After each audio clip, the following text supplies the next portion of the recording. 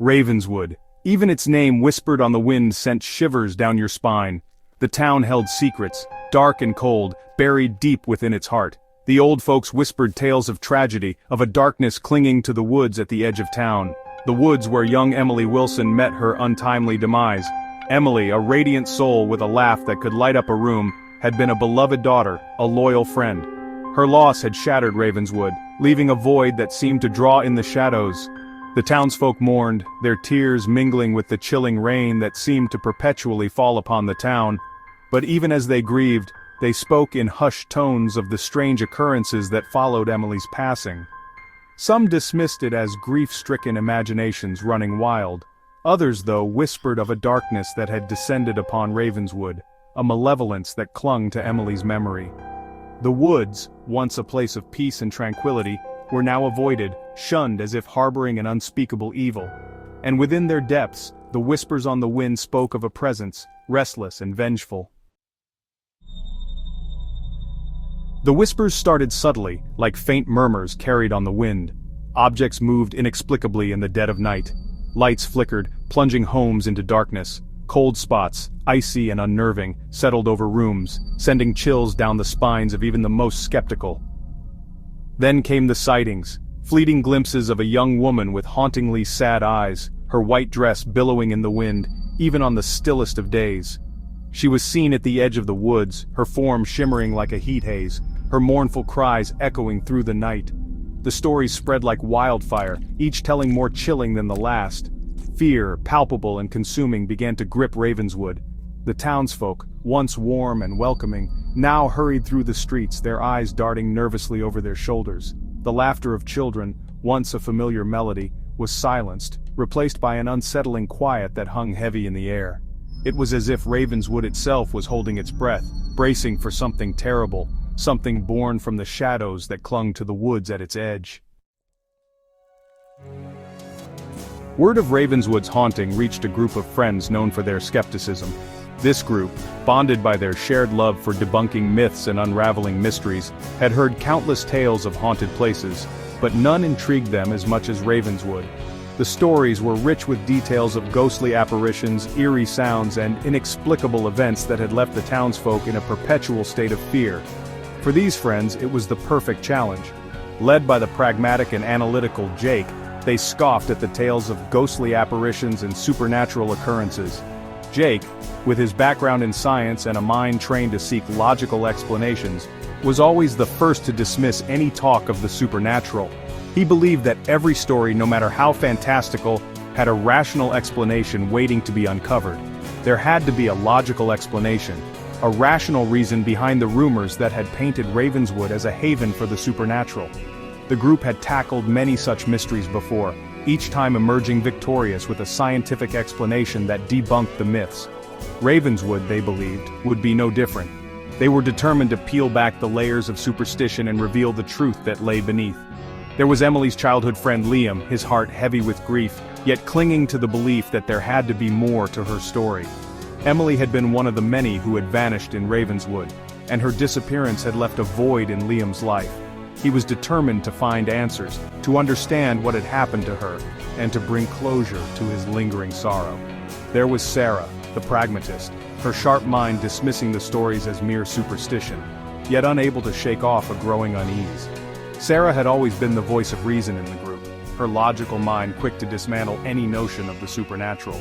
But as they delved deeper into the stories of Ravenswood, even she couldn't ignore the nagging feeling that there was something they were missing. Something that defied explanation. And then there was Ben, the tech whiz, his arsenal of gadgets ready to debunk any myth or legend that crossed their path. Ben's love for technology was matched only by his desire to prove that science could explain everything. He had brought along an array of equipment designed to detect and record any anomalies, confident that his gadgets would expose the truth behind the ghost stories. Driven by a thirst for the truth and a desire to disprove the rumors, they packed their bags, their skepticism their only shield against the unknown. Each member of the group had their own reasons for wanting to uncover the truth, but they were united in their mission. They believed that by confronting the myths head-on, they could dispel the fear that had gripped the town and bring peace to its residents. As they drove into Ravenswood, the setting sun casting long, eerie shadows across the town, they couldn't shake off the feeling that they were stepping into a place where reason held no power. The town seemed to exude an aura of mystery, its quiet streets and old buildings whispering secrets of a time long past. The friends felt a chill in the air, a sense of foreboding that made them question their resolve. The air hung heavy with an oppressive silence, broken only by the rustling of leaves and the distant cawing of crows. It was as if the town itself was holding its breath, waiting for something to happen. The friends exchanged uneasy glances, each of them feeling the weight of the task ahead. They had come to Ravenswood with a mission, but the reality of the place was beginning to test their skepticism. They had come to Ravenswood seeking answers, but little did they know they were about to face something far more profound, far more terrifying than they could have ever imagined. The journey they were about to embark on would challenge their beliefs, test their courage, and force them to confront the unknown in ways they had never anticipated. The true nature of Ravenswood was about to reveal itself, and the friends would soon learn that some mysteries are not meant to be solved. The woods stood at the edge of town, a dark and brooding sentinel. They had always been there, a constant presence that seemed to watch over the town with an almost sentient awareness. The townsfolk often spoke in hushed tones about the forest, sharing stories of strange occurrences and eerie sounds that echoed through the trees at night. The air grew heavy as the friends ventured deeper, the sunlight struggling to penetrate the dense canopy above. Each step they took seemed to be swallowed by the forest floor, the leaves and twigs crunching softly underfoot. The deeper they went, the more the forest seemed to close in around them, the trees growing thicker and the light dimmer. The silence was unnerving, broken only by the sound of their own footsteps and the distant hammering of their own hearts. It was as if the forest itself was holding its breath, waiting for something to happen. Every rustle of leaves, every snap of a twig, sent their hearts racing, their imaginations running wild with thoughts of what might be lurking just out of sight. They started their investigation, their eyes scanning the area where Emily had last been seen.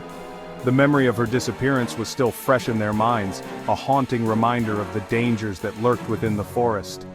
They called out her name, their voices echoing through the trees, but there was no response, only the oppressive silence of the woods.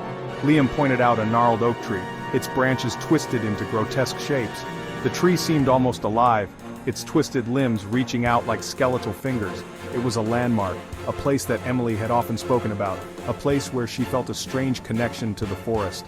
It was here, he said, his voice barely a whisper, that Emily had confided in him, her dreams, her fears, all shared beneath the watchful gaze of the ancient oak. The tree had been a silent witness to their conversations, its gnarled branches providing a canopy of secrecy.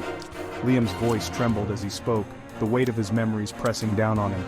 As they examined the area, a cold wind swept through the woods, rustling the leaves and sending shivers down their spines. The wind seemed to carry whispers, faint and indistinct, as if the forest itself was trying to communicate with them. They huddled closer together, their eyes darting around, searching for the source of the whispers. The temperature dropped, the air growing heavy with the scent of damp earth and decay.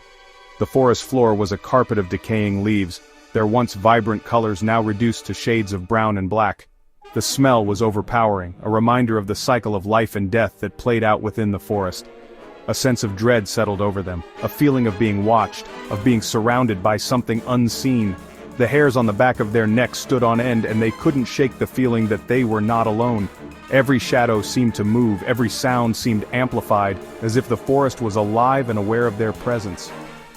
"Do you ever feel like we're not alone?" Sarah asked, her voice betraying a hint of nervousness. Her question hung in the air, unanswered, as the others exchanged uneasy glances. They all felt it, the oppressive presence of the forest, the sense that they were being watched by unseen eyes. They pressed on, their initial skepticism slowly giving way to a growing unease. The forest seemed to close in around them, the trees growing denser and the path more difficult to navigate. Every step was a struggle, every sound a potential threat. They moved cautiously, their senses on high alert, their hearts pounding in their chests. The woods held secrets. They could feel it in their bones. There was an ancient energy in the air, a sense of history and mystery that permeated the forest. They could almost hear the whispers of the past, the voices of those who had walked these paths before them. The forest was a living entity, a keeper of secrets, and they were determined to uncover its mysteries. But they were determined to uncover the truth, even if it meant confronting their deepest fears. They steeled themselves, their resolve hardening with each step. The forest was a formidable adversary, but they were not going to back down. They would find Emily, and they would uncover the secrets that the woods had been hiding for so long. The sun began its descent, casting long, eerie shadows that danced and twisted amongst the trees. The forest, once a place of adventure and excitement, now seemed to harbor secrets and whispers that the friends could almost hear. The air grew cooler, and the once vibrant colors of the leaves turned into ominous shades of gray and black. It was as if the forest itself was warning them, urging them to leave before it was too late. The friends, their initial confidence shaken, decided to head back, their footsteps echoing in the stillness of the woods. Each step seemed louder than the last, the crunch of leaves underfoot a stark reminder of their presence in this now foreboding place. They exchanged nervous glances, each one silently questioning the wisdom of their adventure. The path that had seemed so clear earlier now felt like a maze with shadows playing tricks on their eyes.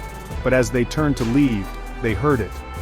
A sound that didn't belong, a soft rustling that sent shivers down their spines.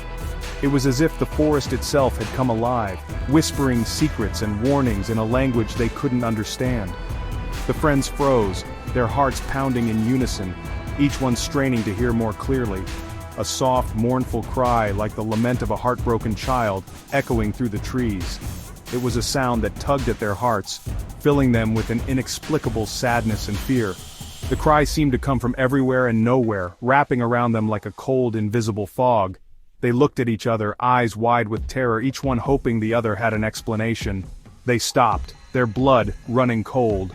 The forest, which had been filled with the sounds of nature just moments before, now seemed deathly silent except for that haunting cry. It was as if the very air had been sucked out, leaving them in a vacuum of fear and uncertainty.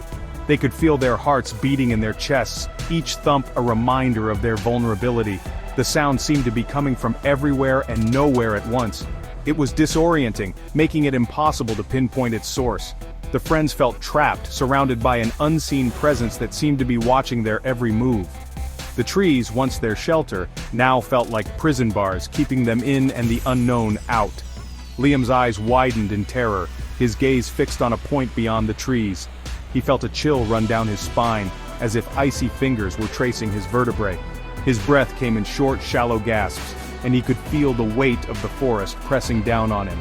He wanted to run, to escape, but his legs felt like they were made of lead. "Emily," he whispered, his voice trembling. The name hung in the air, a fragile thread of hope in the overwhelming darkness. He hoped against hope that it was just a trick of the mind, that Emily was safe and sound. But deep down, he knew that something was terribly wrong. The forest had changed, and so had they. Suddenly the temperature plummeted, and a gust of icy wind whipped through the trees, sending leaves swirling around them. It was as if the forest itself was reacting to their fear, amplifying it, feeding off it. The wind howled like a banshee and the leaves danced in a macabre ballet, adding to the sense of dread that enveloped them. Ben, his skepticism momentarily forgotten, fumbled for his camera, his fingers shaking as he tried to capture whatever presence was haunting these woods. He had always been the rational one, the skeptic, but now he felt a primal fear that defied logic.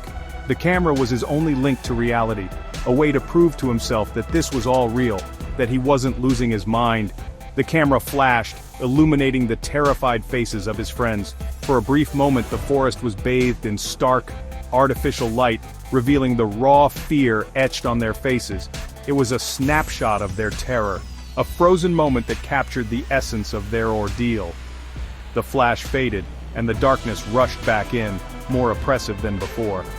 "This isn't natural," Sarah whispered, her voice barely audible above the howling wind. She could feel the malevolence in the air, a dark energy that seemed to pulse and throb around them. It was as if the forest itself was alive, a sentient being that resented their intrusion. She knew they had to leave, but the path out seemed to stretch endlessly before them, a tunnel of darkness with no end in sight. "We need to get out of here."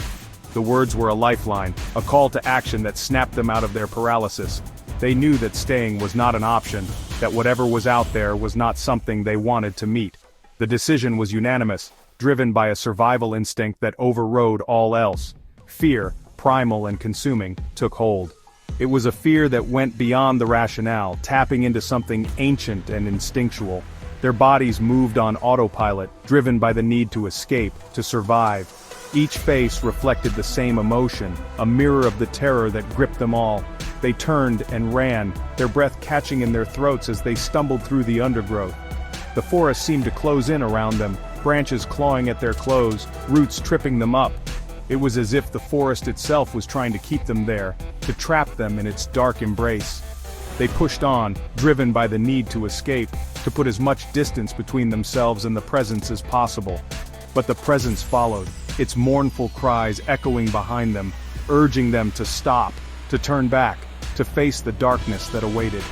It was relentless, a shadow that clung to them, feeding off their fear. They could feel it gaining on them, a cold, dark force that seemed to seep into their very souls. They knew they couldn't stop, that to do so would mean facing whatever horror lurked in the shadows. And so they ran, driven by a fear that was as old as time itself.